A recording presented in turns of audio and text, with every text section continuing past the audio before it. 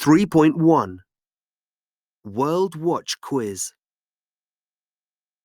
1, UN experts estimate that the total number of children in the world will remain at around 2 billion throughout this century. After a long period of constant increase, this peak level was reached at the end of the 20th century, as the average global fertility rate dropped from 5 babies per woman in 1950 to 2.5 in 2000. 2, Tragically, 7 million of the 135 million children born each year die before the age of 5. But the good news is that this is a huge drop to 1 in 20. This will not cause faster population growth, as women are more likely to limit the size of their families when child mortality drops. 3, The average life expectancy globally is 70 years. As recently as 50 years ago, it was 60, and most of the longer lives were being lived in developed countries. Today, the average of 70 years applies to the majority of the world's population. 4, Today, 80% of adults in the world are literate. The biggest recent improvements in education have taken place for girls. In poorer countries such as Bangladesh, there are now as many girls attending primary and secondary schools as boys. 5, A family in extreme poverty cannot be sure of having enough food to eat on a daily basis. Figures from the World Bank show that the number of people living in extreme poverty has fallen from 2 billion in 1980 to just over 1 billion today. 6, In surveys over recent decades, self-assessment of where people feel they are on the happiness scale has resulted in slightly lower scores than half a century ago, despite significant increases in living standards. 7, During the first 12 years of this century, the average level of debt per adult increased by 45%. In some countries, the UK for example, it doubled. 8, The richest 10% in the world own 86% of global wealth. At the top of the pyramid, the concentration of wealth increases further, with the top 1% owning just over 50% of global assets.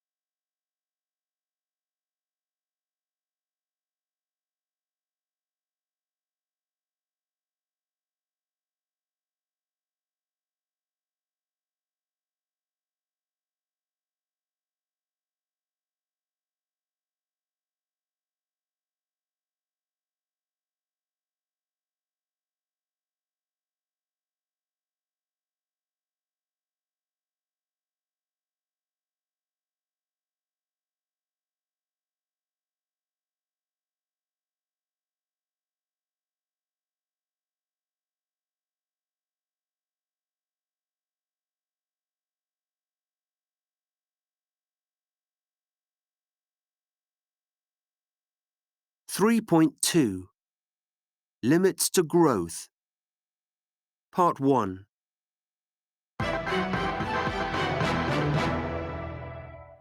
Hello, welcome again to Money Matters. Now, we've had a few emails from listeners asking us to discuss the topic of economic growth.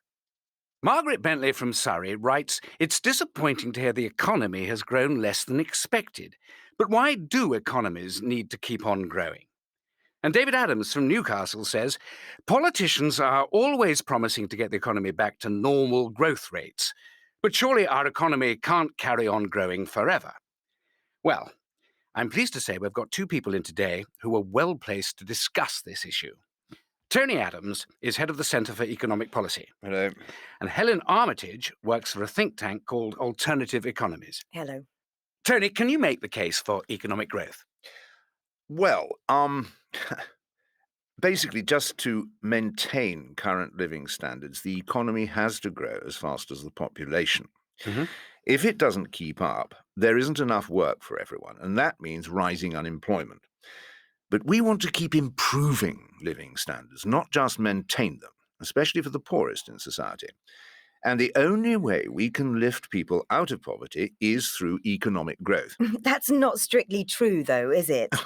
Politicians want economic growth because it allows them to say they'll make the poor richer without having to make the rich any poorer.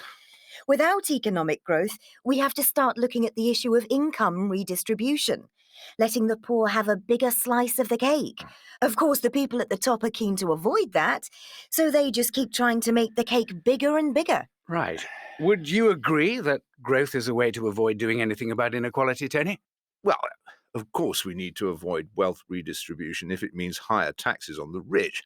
That reduces their motivation to invest, and so the economy then grows even less. Mhm. We need to give everyone in society the opportunity to be better off, and that's what economic growth makes possible. Isn't that true, Helen? That growth keeps everyone happy? You mean a rising tide lifts all boats? That's such a familiar idea, along with the famous trickle-down effect. But growth in recent decades hasn't reduced inequality, it's made it worse. Statistics show that the poorest in society haven't benefited. The tide seems to have lifted only the big yachts, not all the boats. Well, it certainly made a huge difference in developing countries. The gap between rich and poor countries is much smaller than it used to be. Most of the world's population now live in middle-income countries. Yes, but the inequality within countries has continued to increase. And anyway, it's wrong to assume that economic growth automatically leads to greater happiness. That may be true for the very poor, when you really don't have enough. More is definitely good.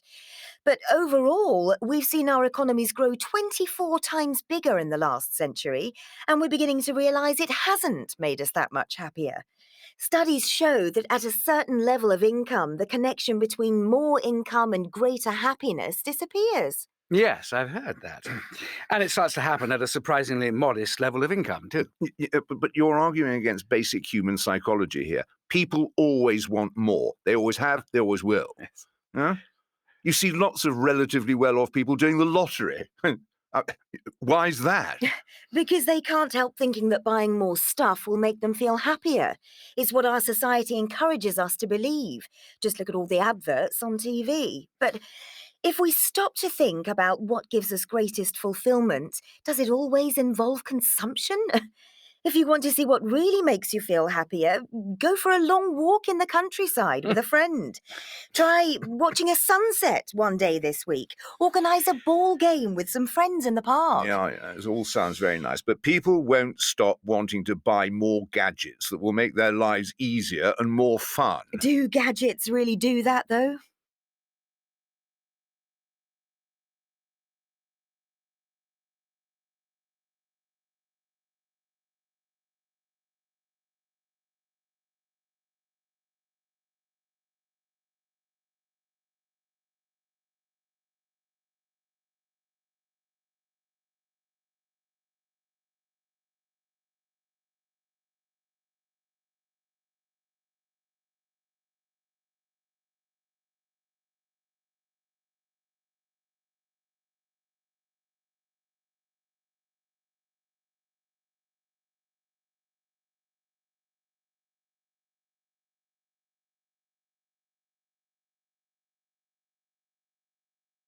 Three point three.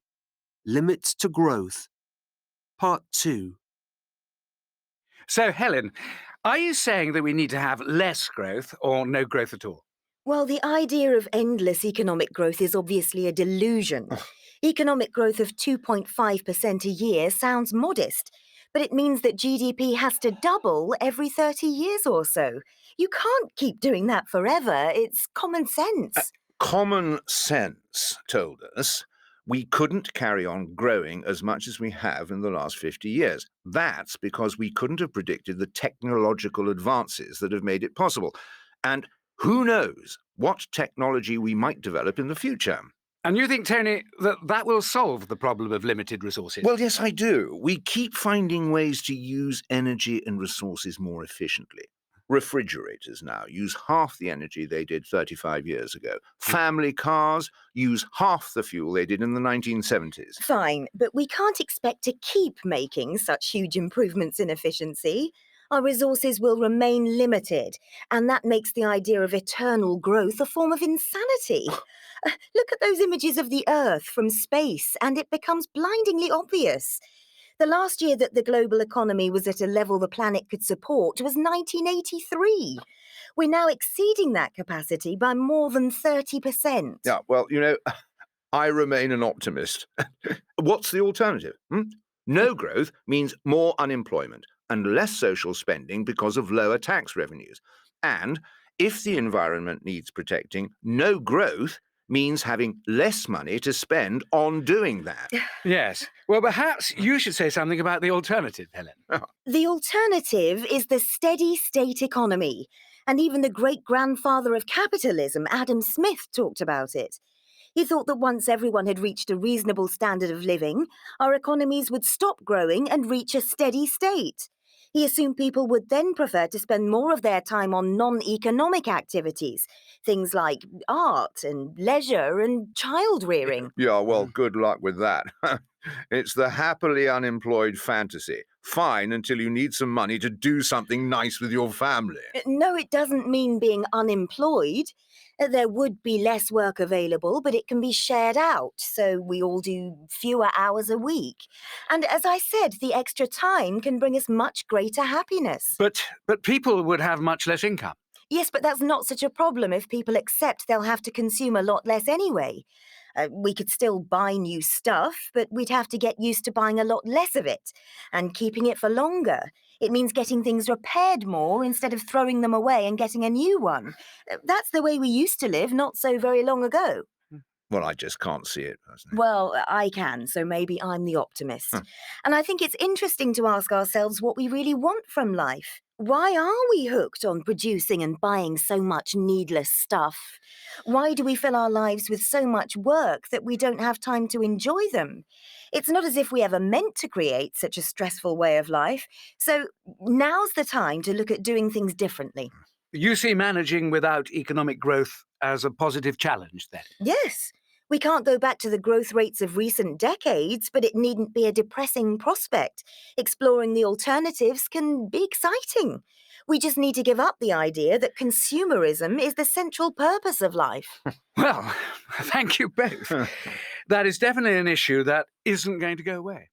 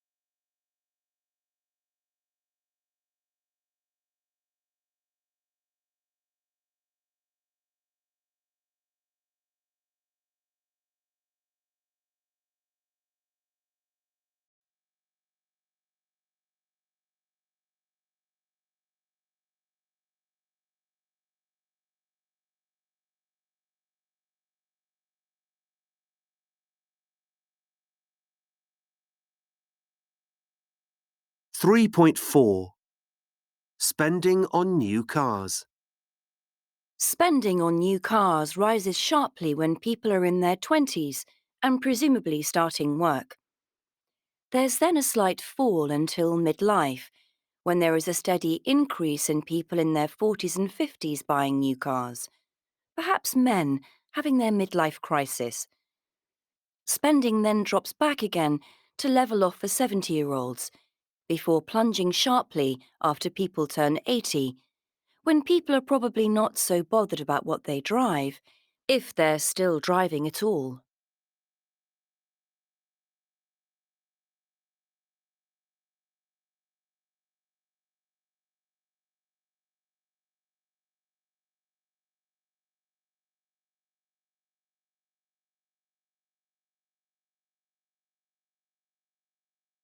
Three point five The popularity of the name Maria.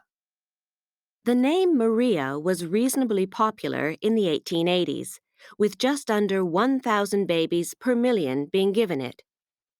In the 1890s, its popularity rose steadily to just below 1,500.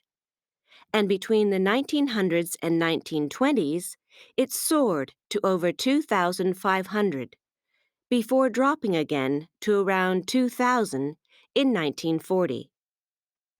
The popularity of the name fluctuated over the next 5 decades, going up to 2,800 in 1960 and dropping again to 2,000 in 1980. There was then a sharp increase, up to over 3,000 between 1980 and 1990. There was a slight decrease to 3,000 during the 1990s, and the number of babies given the name Maria then plunged back to 2,000 by the end of the first decade of the 21st century. It is currently ranked as the 92nd most popular name for girls.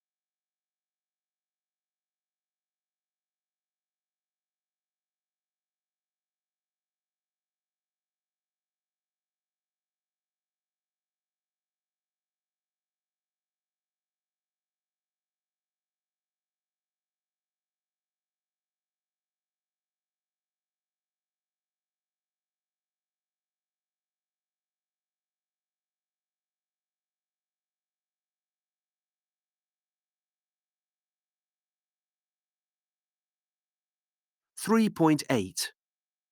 Up and down. 1, I'm not talking to you until you say sorry. Oh, grow up and stop acting like a child. 2, I don't know why Diana hasn't replied to any of my texts this week. You need to wake up and smell the coffee. It's obvious she isn't interested in you anymore.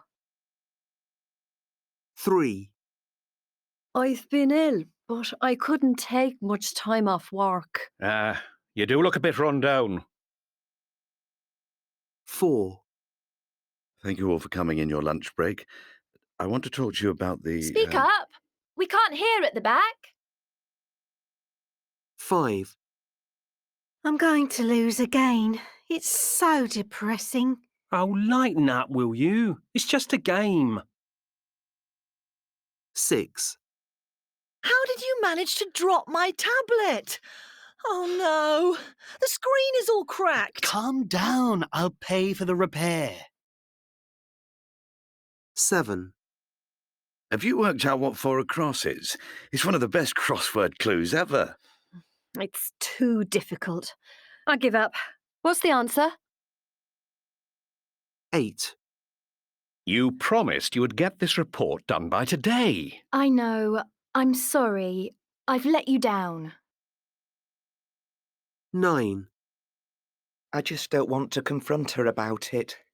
I'm scared of her. Man up, Tim, and stop being a wimp. 10, Have you heard the company's been taken over? No one seems to think it will change anything much. The management's playing it down, but it is bad news.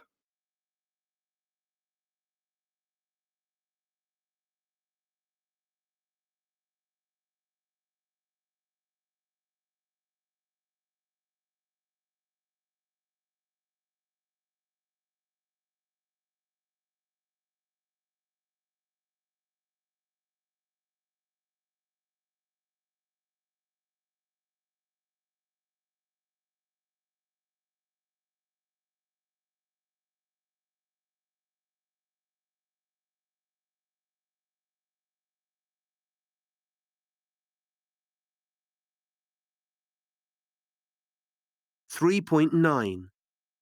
Workplace jargon. 1, Going forward, we're hoping to grow the business by at least 10% over the next year. 2, Jenny, can I task you with actioning all the points we've agreed in this meeting? 3, This research phase is going to be mission critical on this project, so I want to make sure that everyone is following best practice. 4, Supporting these charities will impact our tax situation positively and also get us some great publicity. It's a win-win situation.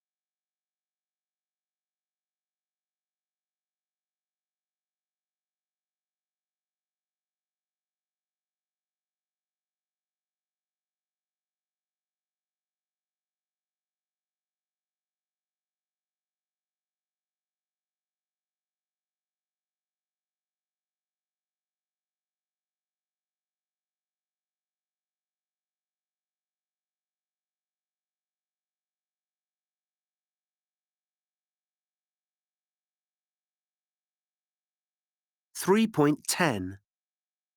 Buzzword bingo. OK, I thought I'd touch base and bring you up to speed on our bid to win the Delco advertising campaign. I know this is on all your radars, and as you know, this is mission critical in terms of our attempt to grow the business this year.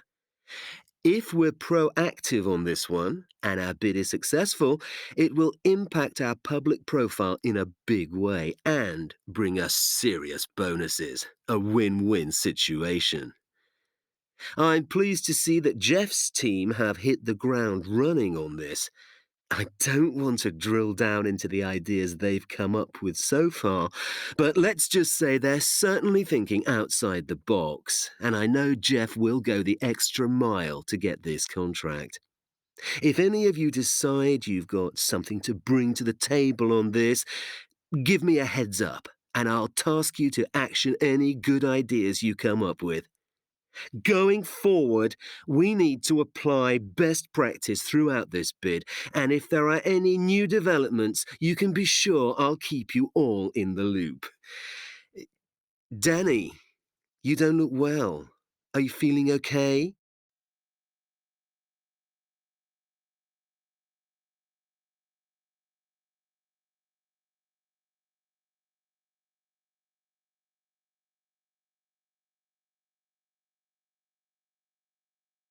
Three 3.11. Sarah and Danny.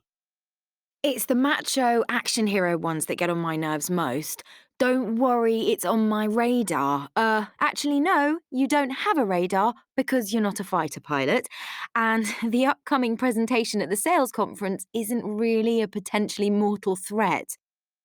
And before you tell me this is mission critical, we sell photocopier paper and don't tend to go on many missions. Oh, there seems to be a desire to be associated with the heavy engineering boys too. My boss has started asking me to drill down when he wants me to give him more information on something. And growing the business has become incredibly common, but it still sounds odd to me.